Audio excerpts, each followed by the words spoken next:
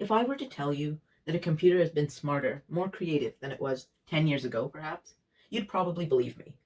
However, if I were to ask if you were more smarter and more creative than a computer, how would you respond? For most of us, the answer is pretty simple. Yeah, obviously, we're smarter than a computer. Sure, we might not be able to solve a math problem as fast as your local desktop, but our ability to create new things that have rarely or never existed in the world before is unmatched, because after all, that is what makes us human. Yet, with the introduction of technology like artificial intelligence, the gap between our ability to create things and a computer's ability to create something novel is closing in really fast.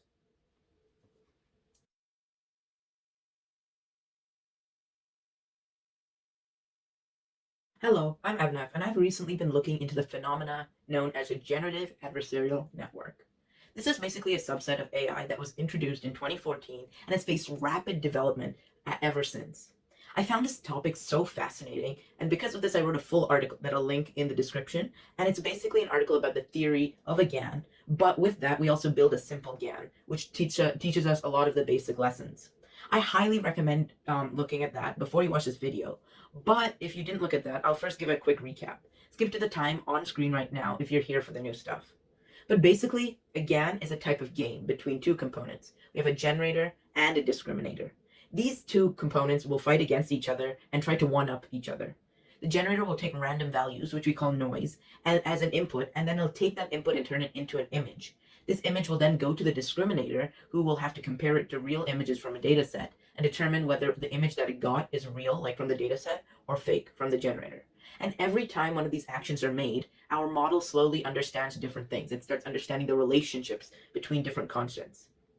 And then this is slowly judged at over time, over a lot of repetitions, like 500 times like 400, these kinds of repetitions, we get really good results. Anyways, like I mentioned before, the GAN that we built based off this concept is below. But let's get straight into the results. Okay, so let's get straight into the GAN. So for some quick context, this is a simple CIFAR-10 GAN that we made, and it creates 32 by 32 images, 32 by 32 pixel images based off the CIFAR-10 dataset.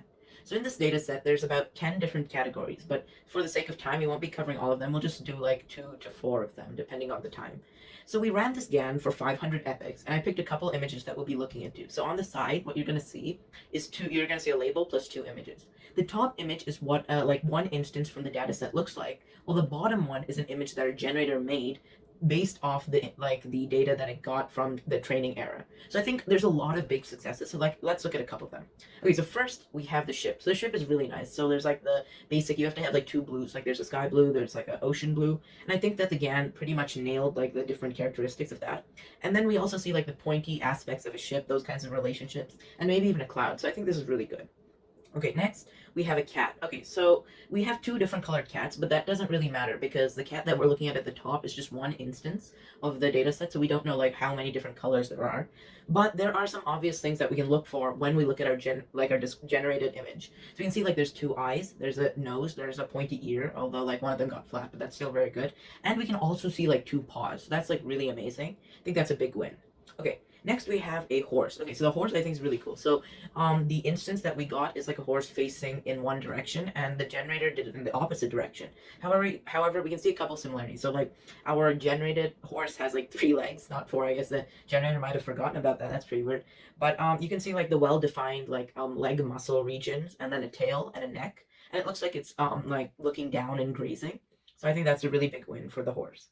And then last one that we'll look at is a deer. So this is pretty cool. So in the picture that like the instance that we got, the deer is kind of looking away from like the camera, and in ours it looks like the deer is looking down, similar to the horse. It looks like it's grazing, and we can see there's a solid face. We have like 2 legs and a couple of stuff like that. So that's really good, and I think that's a pretty big win. So yeah, those are the results. I'll post a couple more on screen like right now, and yeah, well that's it, and I'll see you in the next steps that I took in this game. Okay, so we've done our CIFAR again, we've looked at the results, and I think it's pretty clear that this was a really big win. But where do we take this next? I think the next logical step is like showing the relationships between what the generator creates and different labels. Because like right now, if we tell our generator, okay, can you create an image of an airplane for me? It won't be able to do that because it has no relationship between different parts of an airplane and the like label that we call airplane, which could be a number for the GAN or whatever. So just like how if I tell you, think of a cat or draw a cat, There's certain features that you think of. There's like the pointy ears, there's the eyes, the paws. What we're doing there is we're taking different relationships and adding them under a super umbrella or a label that we can use for later. So right now, our GAN doesn't have the sophistication to do this. And the way that we can make it do that is through three different frameworks. So we have three different frameworks to do this, and they are called semi-supervised GAN, an auxiliary classifier GAN, and a conditional GAN.